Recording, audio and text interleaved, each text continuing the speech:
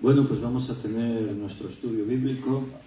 Hemos estado 2 semanas de pausa, de estudio aquí presencial, pero hemos seguido por internet. Y hoy volvemos a estar aquí. Hace mucho calor, pero bueno, ahora los aires ya están empezando a controlar el ambiente. Hemos llegado, estábamos a 31 grados, pero ahora ya vamos por 27, vamos a bajar más. Y hemos estado alabando a Dios, y hemos estado celebrando que somos hijos de Dios, y ahora vamos a estudiar la palabra y después vamos a orar. O sea, tenemos tarde completa. Y a los que están en internet, pues los saludo, les mandamos un abrazo, les deseamos bendiciones y que la palabra del Señor pues también les esté tocando, les esté llegando. Y los que estamos aquí, pues qué bien que nos podamos ver así en persona y saludarnos, tener comunión. Está muy cómodo lo de internet, pero no puede sustituir el estar así viéndonos en persona. Hay iglesias que se acostumbraron a virtual y casi que lo hacen todo ya virtual.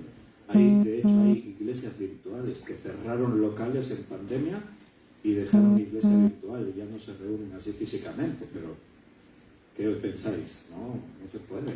Dejamos ahí algo muy esencial, que es la comunión unos con otros, el podernos abrazar, vernos los ojos, compartir cosas cara a cara.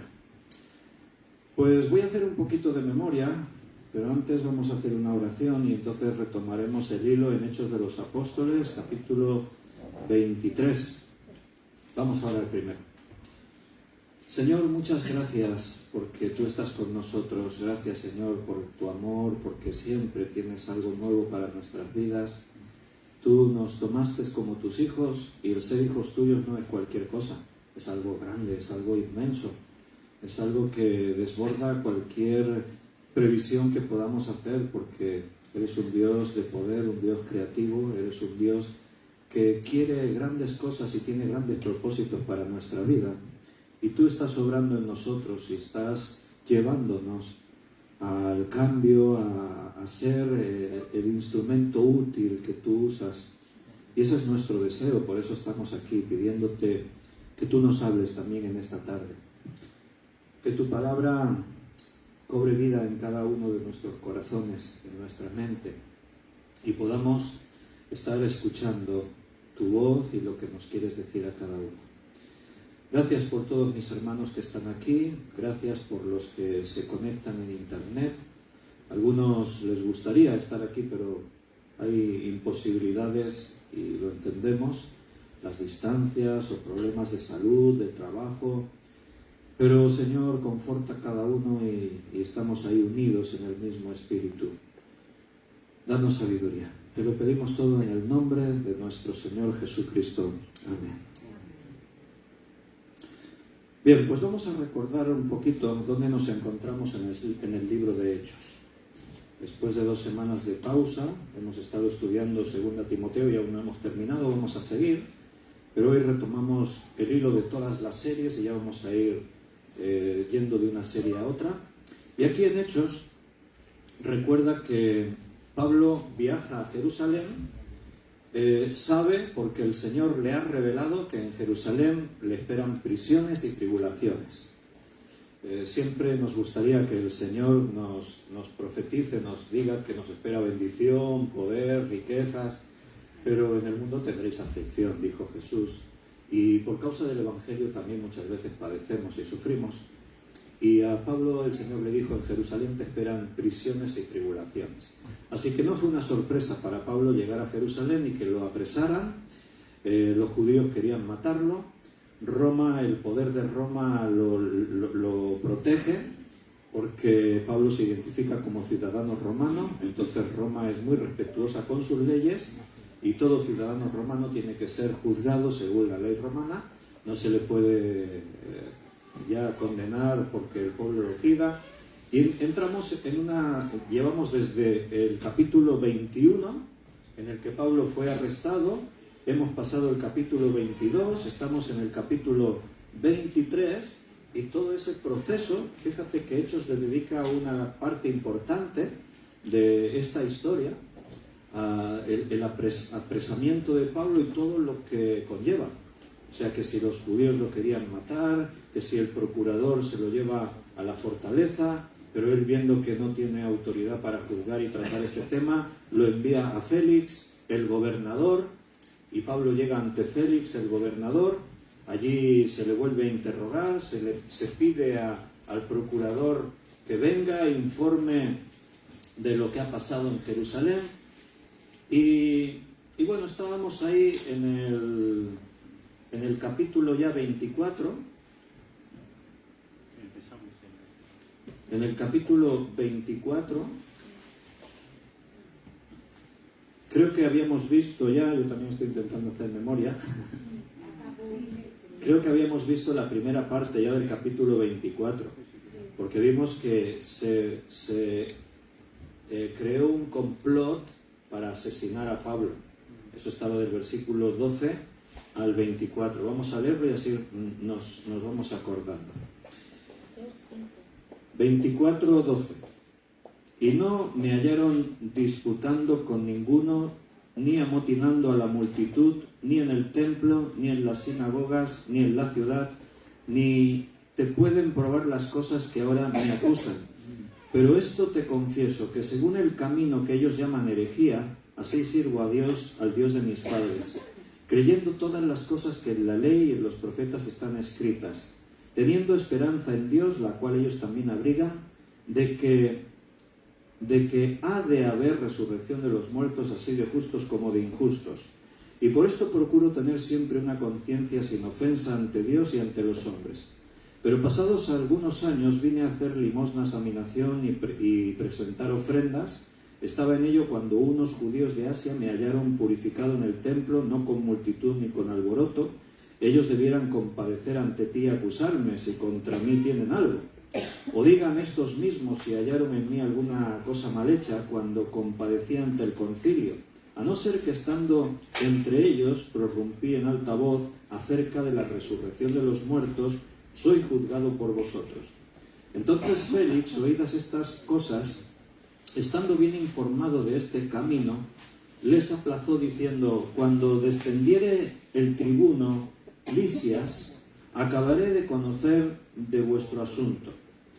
Y mandó al centurión que se custodiase a Pablo, pero que se le concediese alguna libertad y que no impidiese a ninguno de los suyos servirle o venir a él. Algunos días después, viniendo Félix con Drusila su mujer, que era judía, llamó a Pablo y le oyó acerca de la fe de Jesucristo. Esa es la defensa que Pablo está haciendo ante Félix. Estamos en el capítulo 24. En el 23, como hemos dicho, se habla de este complot para atacar al convoy que traslada a Pablo y asesinarlo. Entonces se tomaron medidas. Ahí el Señor puso a un jovencito, un sobrino de Pablo, para que escuchó el plan, se lo contó al procurador y preservaron la vida de Pablo. Evidentemente Dios estaba detrás de todo eso. Ahora el comandante tiene que redactar una carta para poder enviar a Pablo ante Festo, que es bueno, ahora os voy a explicar un poco, porque aquí, si no os doy algunos datos históricos, no sabemos bien algunos detalles. Ahora os voy a contar. Pero espérate, vamos a terminar de leer el capítulo 24, versículo 25 al 27. Dice: pero al disertar Pablo acerca de la justicia, del dominio propio y del juicio venidero, Félix se espantó y dijo: ahora vete, pero cuando tenga oportunidad te llamaré. Bien, estamos con el mensaje de Pablo al gobernador Félix. Félix está casado con Drusila, como aquí dice. Drusila era hija de Herodes Agripa I y había estado casada con Aziz, que era rey de Emesa. Y estando casada con este rey, Félix, el gobernador, se encaprichó de ella, se enamoró de ella. Entonces, utilizando a un mago que se llamaba Átomo, Félix era amigo de este mago y le pidió ayuda para que consiguiese que Drusila se viniese con él, a vivir con él, con Félix. Entonces, con la ayuda de este mago, pues que Drusila pues sería algo supersticiosa, era judía, ahí dice, entonces pues consiguieron, Félix y el mago Átomo consiguieron seducir a Drusila y la convenció de que se viniese con él y la tomó por esposa, se casó con ella. Por eso, si no conocemos algunos de estos detalles históricos, no sabemos bien por qué se espantó Félix ahí, ¿no? O sea, Pablo empieza a predicar y le predica la palabra de Dios y le predica acerca de la justicia, del dominio propio, del juicio venidero. Todos nuestros pecados van a ser tenidos en cuenta delante de Dios.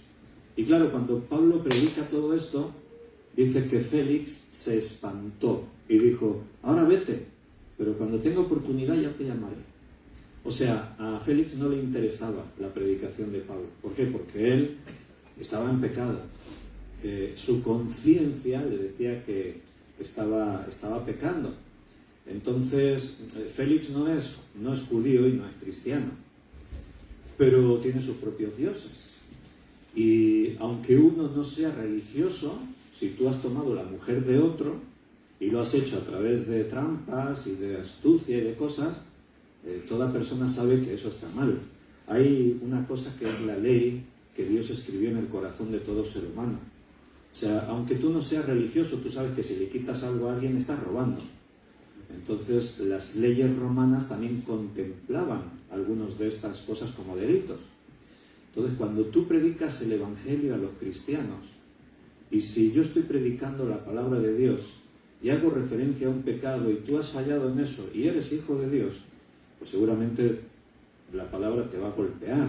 Y lo normal sería que te humilles delante de Dios y te arrepientas, como hizo David cuando Natán le dijo, tú eres este hombre, has pecado contra Dios. Y David, ¿qué hizo? Pues se humilló delante de Dios. Era el rey, pero se humilló rostro en tierra y habló y dijo, Señor, perdóname, he pecado contra ti.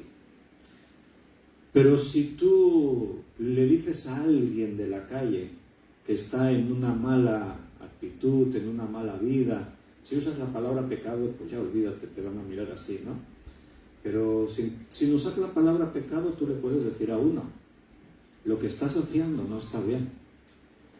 Estás engañando a tu esposa, estás engañando a tu esposo, estás cometiendo algo ilícito, estás haciendo... Y si tú confrontas a alguien del mundo y le dices, lo que estás haciendo está mal, ¿qué crees que te van a decir? Pues como Festo, se espantó, pero ¿cómo reaccionó? Bueno, vete, ahora vete, ya no me interesa más hablar contigo. A Félix no le interesaba escuchar lo que Pablo tenía que decir.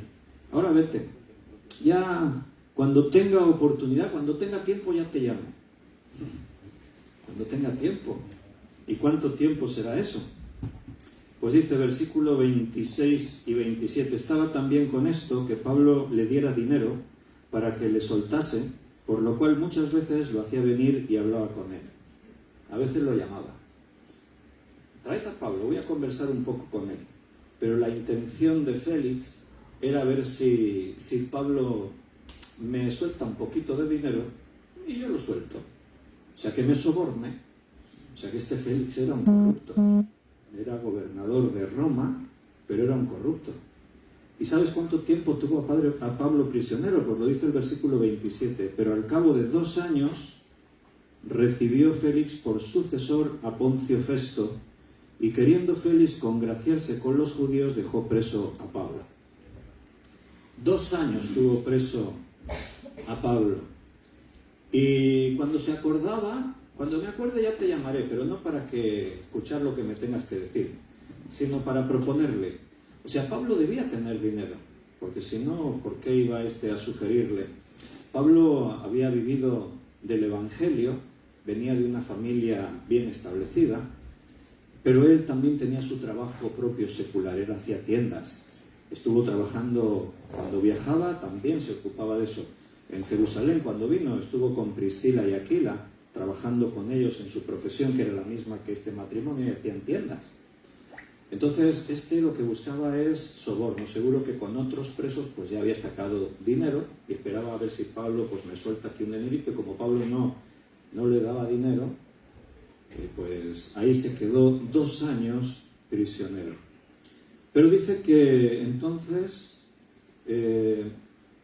depusieron a Félix y pusieron en su lugar a un tal Poncio Festo. Bueno, nuevamente aquí el Nuevo Testamento no nos informa mucho y recurrimos a la historia para saber qué ocurrió y tenemos datos históricos de todo esto. O sea, quiero que te des cuenta que la Biblia es un libro histórico y se armoniza totalmente con la historia secular. Los historiadores Flavio Josefo y bueno, todos los historiadores de la época que escribieron incluso documentos romanos encontrados, toda la historia se compagina y se complementa con la Biblia. Entonces, por el contexto histórico, sabemos que había una discusión importante entre los judíos y los griegos por una región de este lugar en el que nos encontramos, en Palestina, exactamente sobre Cesarea. Y esta región de Cesarea se discutía entre judíos y griegos. Unos decían que era de ellos y los otros decían que era de ellos. O sea, los judíos la reclamaban suya y los griegos la reclamaban suya.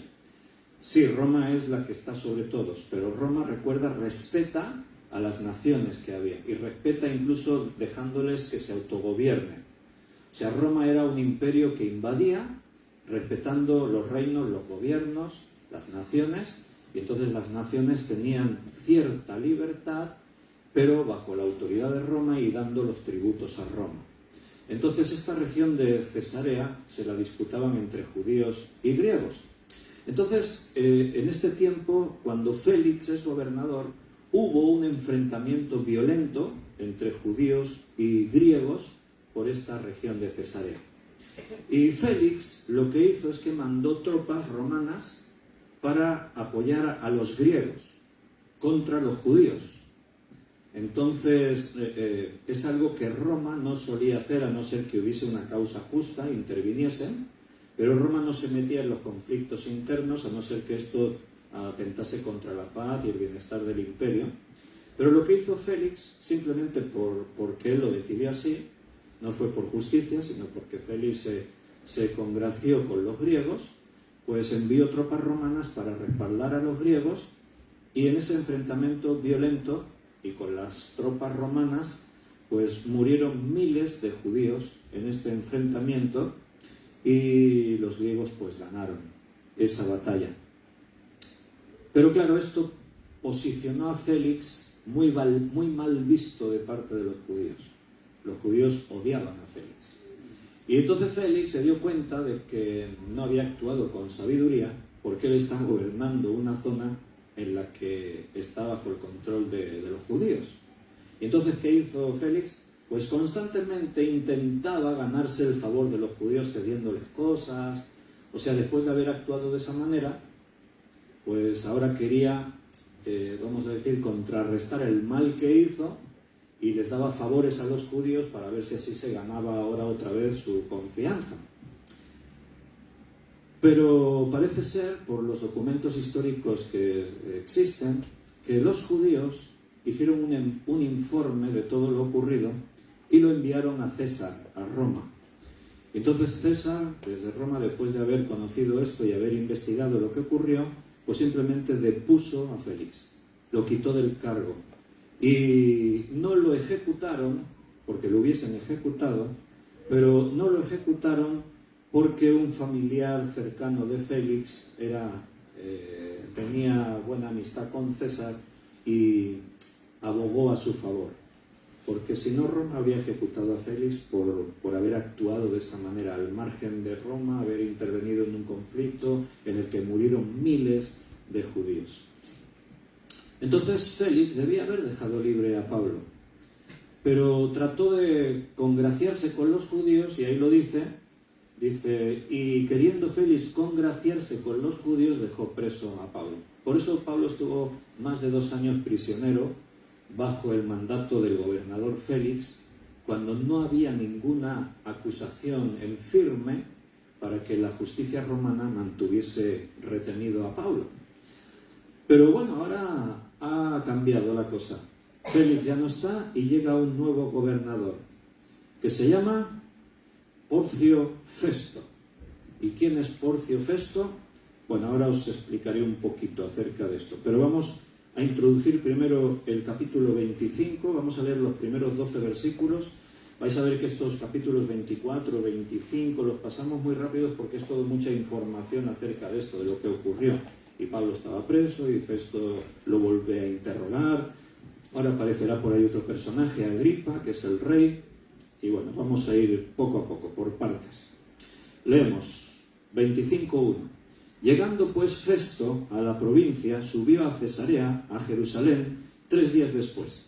Y los principales sacerdotes y los más influyentes de los judíos se presentaron ante él contra Pablo y le rogaron, pidiendo contra él como gracia que le hiciese traer a Jerusalén, preparando ellos una celada para matarle en el camino. Pero Festo respondió que Pablo estaba custodiado en Cesarea, a donde él mismo partiría en breve. Los que de vosotros puedan, dijo, desciendan conmigo, y si algún crimen en este hombre, acúsenle.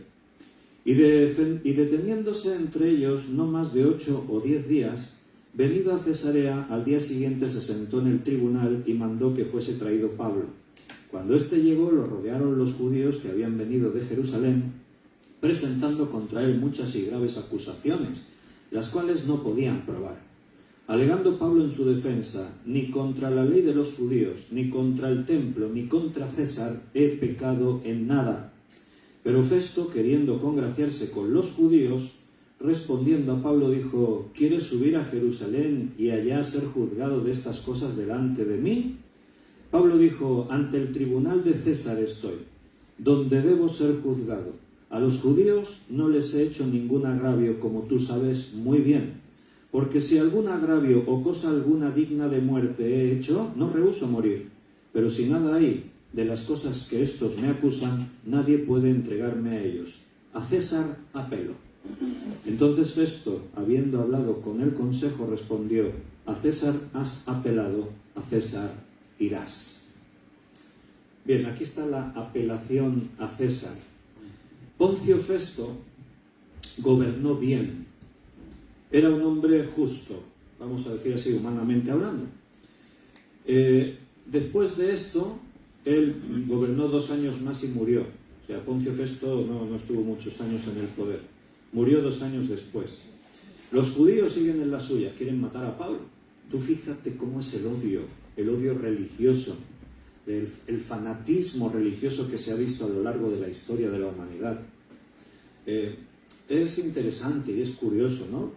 O sea, tú te tienes que preguntar, ¿por qué detrás de la religión siempre ha habido tanta corrupción, tanta violencia, tanto daño?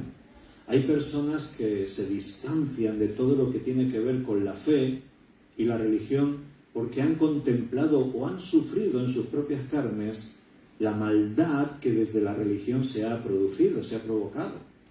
En los núcleos religiosos se han llegado a cometer barbaridades, se han hecho genocidios, se ha asesinado a gente masivamente por millares, se ha abusado, se ha hecho todo en el nombre de Dios. ¿Y por qué? Bueno, porque la religión es un medio por el cual se pueden obtener beneficios muy sustanciosos y codiciables para los malvados. La religión toca la sensibilidad de la persona porque todos somos espirituales. Y al ser espirituales todos buscamos a Dios de una forma u otra. Entonces las religiones de pronto se convirtieron en una herramienta en las manos del enemigo y de los hombres malvados como una buena forma de aprovecharse de las personas. De ahí salen siempre la maldad, siempre está buscando las oportunidades. Y la religión es una muy buena forma de poder aprovecharse de la gente. Porque la gente en el fondo busca lo espiritual, se dejan manipular, son influenciables, y entonces los malvados aprovechan todo eso. Y hoy en día sigue siendo así. Hoy en día todavía ocurre que aún en las iglesias cristianas pues siempre están los listos que se aprovechan de la gente. En iglesias evangélicas también. Hay pastores, hay maestros, hay apóstoles que son falsos, la Biblia nos advierte sobre eso, y aprovechando, vamos a decir, la buena voluntad de la gente, pues se aprovechan de ellos de todas las maneras posibles. Una de las principales causas siempre, o formas siempre, es el dinero. Y ahí están los manipuladores, los falsos, que manipulan a las ovejas para sacarle todo el dinero que puedan. Como dirán ahí los sudamericanos, pues sacarles la lana. ¿No dicen eso? ¿En México lo dicen así también? La lana. La lana es el dinero. Sacarle todo lo que puedan. Y entonces pues ahí que se aprovechan, ¿no? En un culto, pues tú empiezas ahí, que el Señor, tú tienes que tener fe en Dios, tienes que poner en Dios tu confianza, y tienes que demostrarle a Dios que confías en Él, y tienes que ser generoso con Dios porque Dios ha sido generoso contigo, y todo lo que yo estoy diciendo es cierto. Pero si la motivación es mala, pues yo voy a utilizar todo eso para mi propio beneficio. Y entonces estoy diciendo algo que es verdad. Dios es generoso contigo, es verdad. Dios es bueno contigo, es verdad. Tienes que demostrarle a Dios que confías en Él, es verdad. Pero entonces llegamos a ese punto. Entonces tus ofrendas no pueden ser pobres. Tienes que demostrarle a Dios que confías en Él. No le des lo que te sobra, dale lo que tienes. Pero en realidad está diciendo, dámelo a mí. Eso es lo que está diciendo el apóstol de turno. Dame a mí tu dinero. Hay testimonios por ahí de personas que llegaron a entregar sus propiedades al apóstol, al profeta. Una mujer viuda que falleció su marido y el pastor la convenció, habló con ella de que se pusiese bajo la cobertura de la iglesia, que la herencia de su esposo la entregase a la iglesia, y ella entregó la casa, que era de ella y de su esposo, entregó la casa a la iglesia, entregó todos los bienes, y después pues ahí se quedó sin nada. Y así hay testimonios por miles. Y claro, dices, es que la gente es muy ingenua, ¿no? Bueno, pues ahí están los listos, son muy astutos, y siempre están ahí sacando todo el dinero que pueden. Y este es un mal que existió en la antigüedad, existe ahora y existe siempre, y en el nombre de la religión pues se han cometido las barbaridades más grandes. Cuando los conquistadores españoles llegaban a América, pues evidentemente iban en el nombre de la iglesia, y siempre pues iba el obispo, el cardenal de turno, y llegaban allí al Nuevo Mundo, y había que convertir a los indígenas sí o sí. Pero llegaban con toda la corrupción, y hacían pues todo tipo de abusos. Y la codicia de conseguir todo el oro, la fama de que en el Nuevo Mundo había mucho oro, ¿no? Entonces, pues ahí se buscaba el oro de los mexicas, y en Perú y en todas las partes se buscaban las riquezas del Nuevo Mundo, y se abusaba de las mujeres y se les obligaba a tener convertidos a la Santa Madre Iglesia Católica Romana, y si no se convertía se los trataba de herejes, y a algunos pues se les torturaba y aún se les mataba. La Inquisición también venía por allí, por el Nuevo Mundo. Y claro, pues después cuando tú hablas de Dios, hablas de Jesucristo, y la gente relaciona esto con lo que yo he vivido en la iglesia, yo no quiero saber nada de todo eso. Todo eso es malo, todo eso es diabólico, todo eso es lleno de sangre, de crímenes, de barbaridades, ¿no? Y los judíos pues están ahí con ese odio religioso contra Pablo. ¿Qué les ha hecho Pablo para que le odien tanto? ¿Qué ha hecho Pablo? Pablo predicaba a Cristo. No, ni siquiera hablaba mal de ellos. Se le acusaban de que ha profanado nuestro templo, ha hecho no sé qué, pero era falso. O sea, él podía ir al templo, era un judío. Y era judío, de raza, lo llevaba en la sangre, era de la tribu. ¿De qué tribu era Pablo? ¿Quién se acuerda? Uy, pregunta de concurso bíblico. De la tribu de Benjamín. Ha ganado Yori. De la tribu de Benjamín. Fariseo, hijo de fariseos. Pero le acusaban de que no ha metido a gentiles dentro del templo. Y era mentira, era falso. Le acusaban de cosas falsas. ¿Por qué? Porque no podían acusarle de nada cierto, porque él no había hecho nada malo. Y en todas sus defensas Pablo siempre alega eso. Pero yo no he hecho nada malo contra ellos, no he hecho nada malo contra Roma. Que digan de qué me acusan y que lo demuestren. Y ahí venían con falsas acusaciones, pero no las podían demostrar.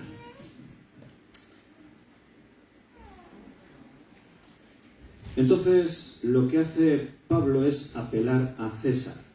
Y esto estaba contemplado dentro de las leyes romanas, cuando un ciudadano romano creía que no lo estaban juzgando justamente, tenía esa posibilidad de hacer una apelación a César.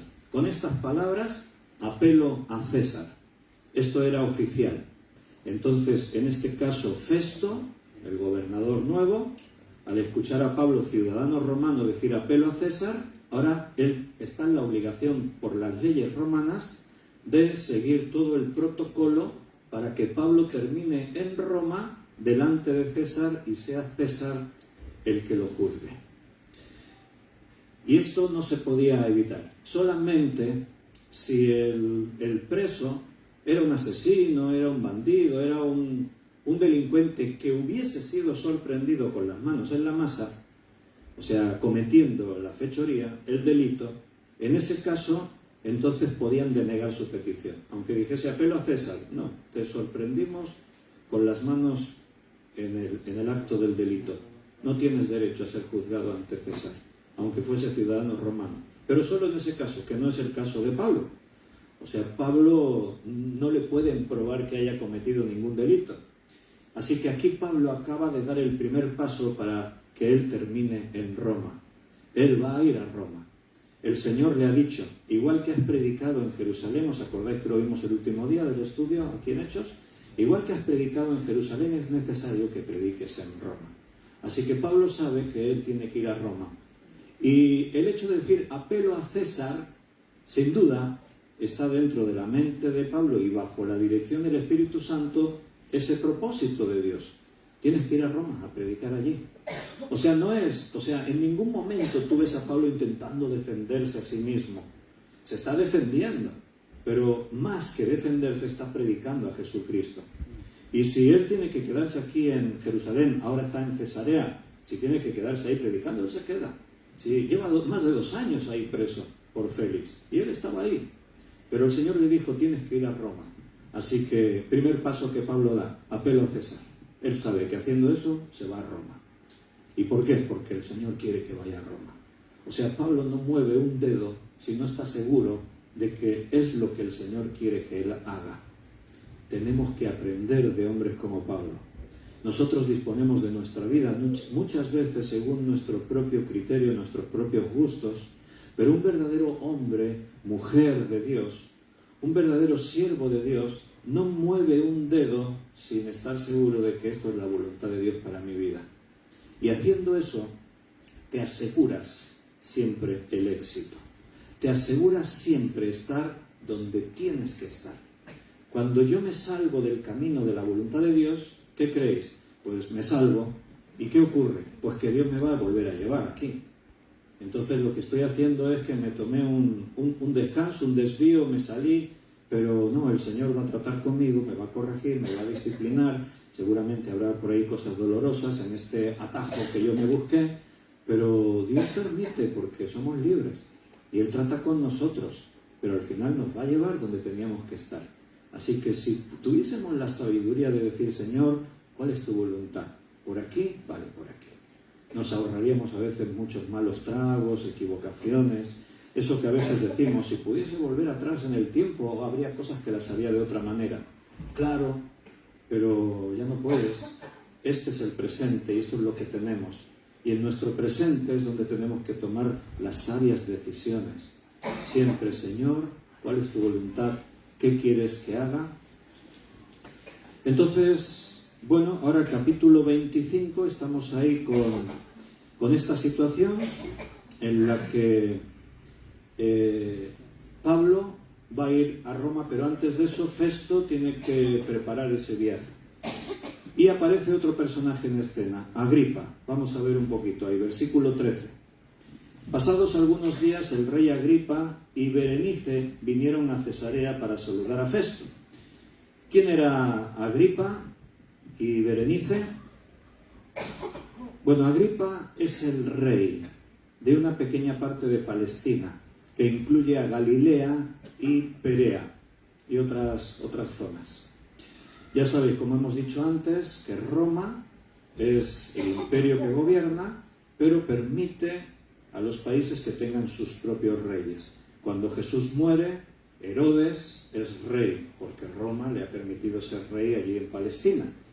Aquí Agripa es rey en esta parte de Palestina, que incluye Galilea y Perea. Entonces, Agripa le debe el puesto a los romanos.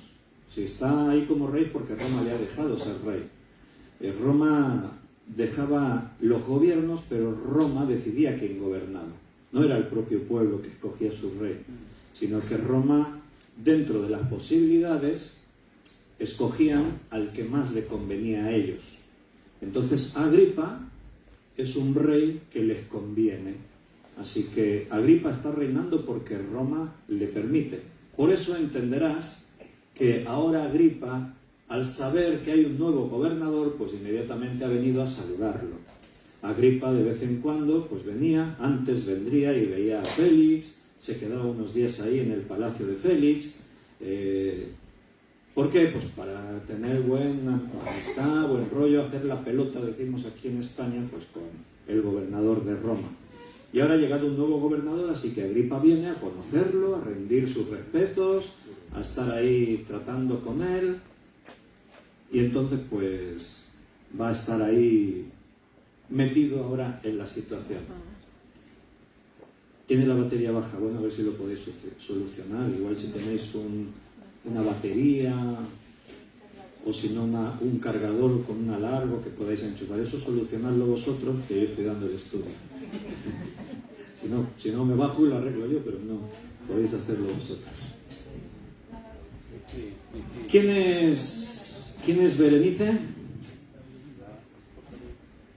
¿Quién es Berenice? Viene Agripa con Berenice. ¿Quién es Berenice?